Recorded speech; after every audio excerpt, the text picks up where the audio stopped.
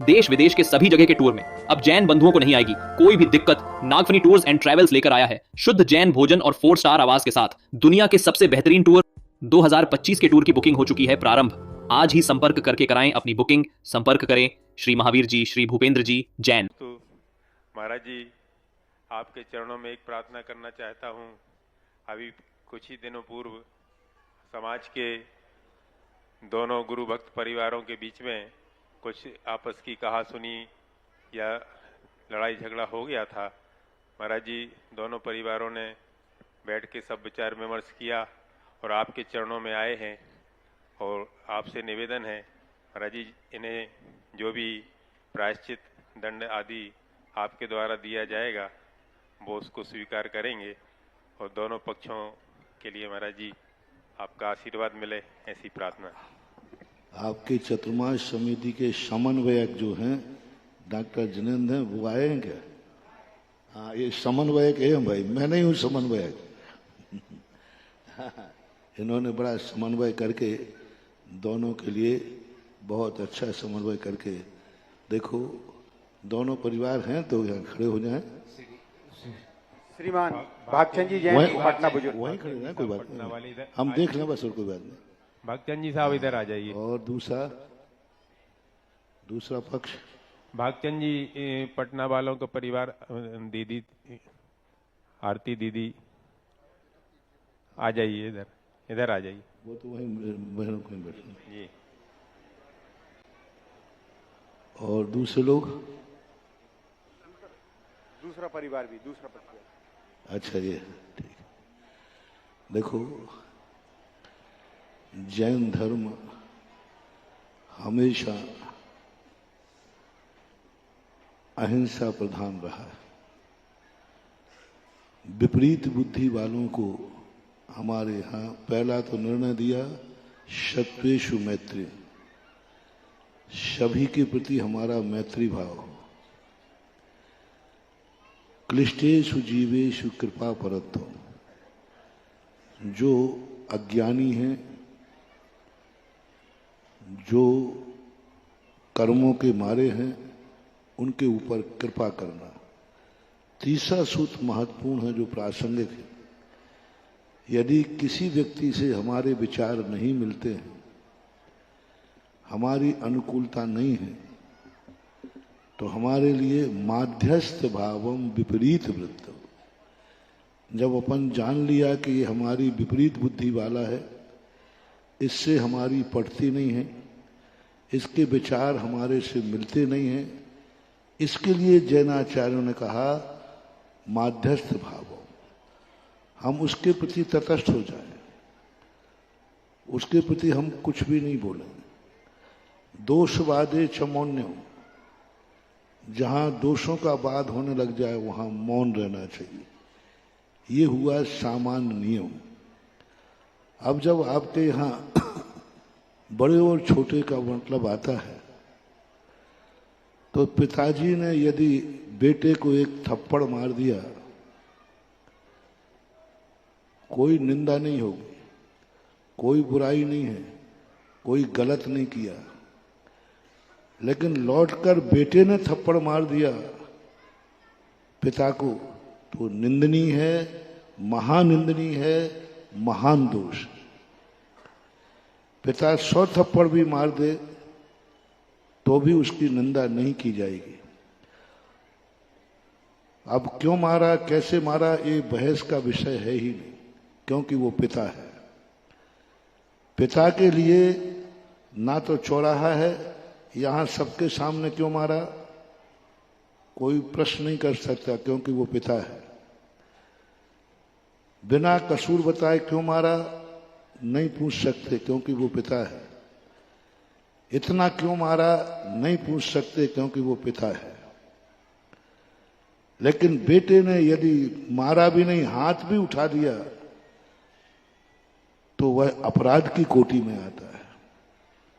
इसी प्रकार कोई त्यागी वृत्ति है, यदि त्यागी वृत्ति ने किसी असंयमी को मान लीजिए किसी तरह थप्पड़ मार भी दिया, गाली दे भी दी, आंख दिखा भी दिया, तो भी वह अपराध की कोटि में नहीं आता, क्योंकि वो गुरु पद पर है। गुरु महाराज शिष्य को कुछ भी कर दे, मान लो गुरु महाराज ने किसी प्रकार शिष्य को डांट दिया, तो अपराध की कोटि में नहीं आता। त्यागी वृत्ति के लिए आप कुछ भी नहीं पूछ सकते, त्यागी वृत्ति ने मुझे ऐसा क्यों किया, ऐसा क्यों किया, ये बहस का विषय है ही नहीं, क्योंकि वो त्यागी वृत्ति है। त्यागी वृत्ति को मात्र उससे बड़ा जो त्यागी वृत्ति है वो ही समझा सकता है। त्यागी वृत्ति के लिए असंयमी को कोई अधिकार नहीं है, चाहे त्यागी वृत्ति गलत करे चाहे सही करे। सभी के लिए मैं शिक्षा दे रहा हूं। त्यागी वृत्ति जितने भी हैं, ब्रह्मचारी ब्रह्मचारिणी से लेकर महाराज तक, इनसे कोई भी गलती आपके प्रति होती है तो ये बाप के समान है। जैसे मैंने अभी पिता को कहा ना, आप कुछ भी नहीं कह सकते, कुछ भी नहीं बोल सकते, वो त्यागी वृत्ति हैं। आप त्यागी वृत्ति को अंकुश लगाने का तरीका है, जो उनसे बड़े त्यागी वृत्ति हों, गुरुजन हों, वो ही उनको उस अपराध के संबंध में कुछ विचार कर सकते हैं, सोच सकते हैं। आप डायरेक्ट नहीं उलझ सकते। त्यागी वृत्ति ने कुछ भी किया, आपको डायरेक्ट नहीं उलझ सकते, आपको हाथ ही जोड़ना पड़ेगा, क्योंकि वो त्यागी वृत्ति बाप के समान है और तुम असंयमी बेटे के समान हो। त्यागी वृत्ति और असंयम का बाप बेटे का संबंध होना चाहिए, माँ बेटे का संबंध होना चाहिए। माँ ने थप्पड़ मार दिया, लेकिन लौटकर तुम माँ को थप्पड़ मार दो। माँ ने गाली दे दी, तुम लौटकर माँ को गाली दे दो, तो ये महान अपराध कहलाता है, अक्षम्य अपराध कहलाता है। क्षम अपराध नहीं, अक्षम अपराध कहलाता है। त्यागी वृत्ति कोई भी हो, वो माँ के स्थान पर है और आप ग्रस्त हैं, आप बेटे बिटिया के स्थान पर हैं। इसलिए ऐसी गलती यदि करते हैं तो सदा विचार करना चाहिए। इस केस में यही गलती हुई है। एक बालक ने, जिसका नाम विशाल है, त्यागी वृत्ति ने, ब्रह्मचारिणी ने कुछ कह भी दिया था, तो उसे मां के समान मान करके आपको स्वीकार करना था। मान लीजिए थप्पड़ मार भी दिया, तो भी आपको मां मान करके स्वीकार करना चाहिए। प्रतिकार करने का अधिकार बेटा बिटिया को नहीं है, क्योंकि वह मां है। इसलिए इसमें बालक की, इस बच्चे की अपराध की स्थिति को जानते हुए पहला तो यही है कि वह जाकर के जो बहन है, ब्रह्मचारिणी है, उनसे कुछ भी नहीं पूछूंगा मैं, उनका अपराध है ही नहीं। मैंने कह दिया ना, वो मां है। तुमने जो प्रतिकार किया, और मां के जाकर के, बहन को जाकर के अपना सिर माथा जमीन पर रख करके उनके चरण छूकर अपराध की क्षमा मांगो और अंदर से पश्चाताप करो, अंदर से कि हे मां, मेरे से गलती हुई, मुझे बालक मान करके क्षमा करें। पहले विशाल जाकर के ब्रह्मचारिणी बहन के पास तीर जाए, अंदर से क्षमा मांगे और उनके पैर चरण छू करके, सिर रख करके बोलो, मुंह से बोलो, मुंह से बोलो।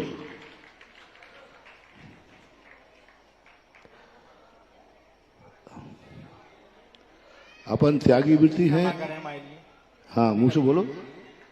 अपन त्यागी वृत्ति हैं, क्षमा बड़न को चाहिए, छोटन को उत्पाद। अपन को कोई भाव नहीं रखना, तुम्हारी तरफ से हम भी आपकी सहानुभूति में शामिल हैं। क्षमा है भैया। बोलो मुनु पुंगाओ 108 श्री सुधा सागर। अब वो दूसरी बात, ये उन बहन जी के पिताजी हैं, बहुत अच्छे। एक पिता की क्या भूमिका होती है, मैं बहन से इतना खुश नहीं हूं क्योंकि मैं ज्यादा बहनों से परिचित नहीं हूं, लेकिन एक दिन में भी इन बहन के पिताजी ने मुझे मोहित कर लिया। कल से जो इनके विचार सुने तो मुझे बहुत अच्छा लगा कि ऐसे विचार भी विचार नेक होते। अब दूसरा जो बाद में कार्य हुआ, वो जो परिणति हुई, जो विषमवाद हुआ, बाद में जो प्रतिकार हुआ, उस परिवार के प्रति जो तुमने किया, एक बालक को बहुत ठेस लगी है। कहाँ है बालक? हाँ, बालक है, बहुत बहुत सीधा बालक है। उस बालक के प्रति मेरे को बुला देना, बाद में करना है। और अब राजेश पटना वाले परिवार के लोगों के साथ जो तुमने अभद्रता का व्यवहार किया, बोलो, माइक से बोलो। मैंने जो अपराध किया है, जिस समय किया है, उस समय अपराध करना महा बड़ा अपराध है। हमें जो भी सजा समाज महाराज धर्म कर्म देगा, हम उसे भोगने को तैयार हैं। और जाकर के और अपना अंदर से पश्चाताप करके एडिना परिवार के सभी जो आपसे उम्र में बड़े हैं, उनके पैर छू करके, हाथ जोड़ करके क्षमा मांगे। जो आपसे मुझसे बड़े हैं, एडिना परिवार, आगे आ जाए थोड़ा सा।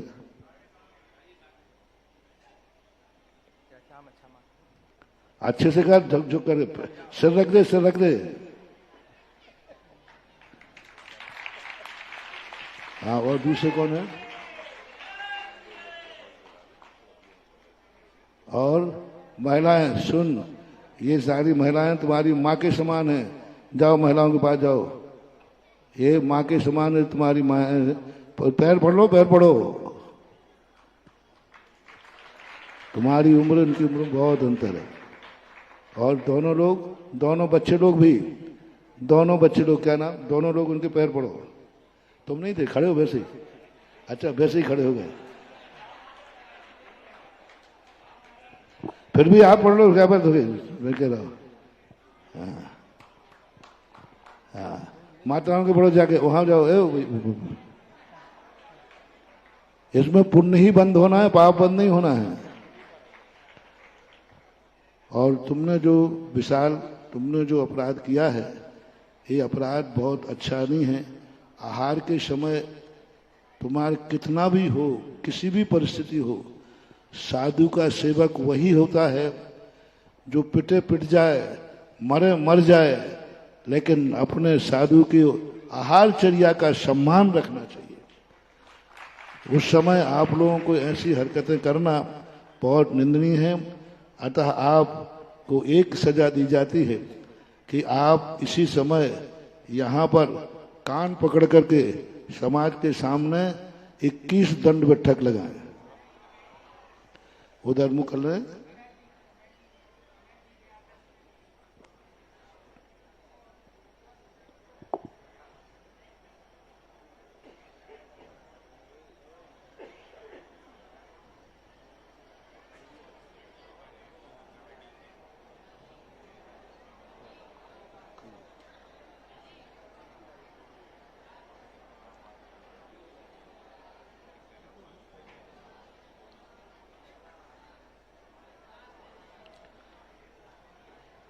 इसमें कुछ महिलाएं भी शामिल थी, लेकिन वो बाहर होने के कारण अभी तीनों माताएं जाकर के महिलाएं लोग भी उनसे क्षमा याचना कर लेंगे। बाहर है, अंदर पंडाल वो नहीं आ सकते। तो आप लोग अभी बाहर जाकर के, जिनेंद्र बाबू, हाँ ठीक है, हाँ आप ले जाना, कोई बात नहीं। तो सब्जी आप इनको ले जाकर बाहर महिलाओं से। हाँ, दूसरी बात, आप देखो, चातुर्मास कमेटी के पदाधिकारियों के द्वारा भी आपके लिए असंतुष्ट हैं, उनके प्रति भी आपने अभद्र आदि व्यवहार किया है। तो पूरी कमेटी से क्षमा मांग करके जय जिनेंद्र करें। माइक ले लें। मैं चातुर्मास समिति से, चातुर्मास समिति से, पदाधिकारियों से, पदाधिकारियों से, अध्यक्ष से, अध्यक्ष से, मंत्री से, मंत्री से, कोषाध्यक्ष से, कोषाध्यक्ष और भी जो भी हैं, और भी जो भी हैं, जिनके जिनके प्रति मेरे द्वारा कोई भी अभद्र व्यवहार हुआ हो, कोई भी अभद्र व्यवहार हुआ हो, मैं उसकी क्षमा मांगता हूँ। सबसे यहाँ के जय जिनेंद्र कर लो, सबसे यहाँ आ जाओ, पास में आ जाओ, सबसे बोलो जय जिनेंद्र, एक एक से बोलो। पहले अध्यक्ष से बोलो जय जिनेंद्र, फिर कोषाध्यक्ष से बोलो, गौरव अध्यक्ष, कार्य अध्यक्ष, ठीक, बोलो सभी को, सभी मुझे क्षमा करें, बस सबके लिए दोनों कूटों से मेरा कहना है, जो कुछ भी हुआ अब आगे सब भूल जाओ। जो भी कोर्ट कचहरी में जो हुआ है, दोनों पक्ष अपने अपने बात वापस लेकर के वात्सल और समन्वयता का एक आगाज करें। दोनों पक्ष अपने सारे विवाद समाप्त करके ये प्रदर्शित करें कि हमने चतुर्मास में सबसे बड़ी शिक्षा ली। साधु कानून में नहीं होता, श्रद्धा में होता है। दोनों पक्ष जब साधु के पास, समर्पित साधु कब फैसला करता है, जब दोनों पक्ष कहें हमारी कोई इच्छा नहीं है, जो महाराज कहेंगे वह हमें मंजूर है। कई लोग क्या है, हमसे फैसला करा दे, वो क्या कहते हैं, हमारे अनुसार आप फैसला करो तो हम आए, हमारे अनुसार करो। ऐसी शर्तें लगाना ये ठीक नहीं है। यहाँ तो एक ही बात है कि सब लोग समर्पित होकर के, जब भी जिनमें विवाद हो, दोनों पक्ष कुछ भी शर्त, बिना शर्त के दोनों पक्ष आकर समर्पित होते हैं और ये कहते हैं कि जो महाराज का निर्णय है हम दोनों पक्ष मानेंगे। ऐसे निर्णय, ऐसे केस आते हैं तो हम सुलझाने में कोई हमें आपत्ति नहीं है। और आज दोनों ने जो वात्सल्य का प्रतीक दिया, आज सारे भारत देखें कि लड़ाई हो जाना बड़ी भी चीज नहीं है, लेकिन इस तरीके मिल जाना ये सबसे बड़ी चीज है। लड़ाई तो संसार में होती रही है, लेकिन इस तरीके से मिल जाना एक धार्मिकता का प्रतीक है।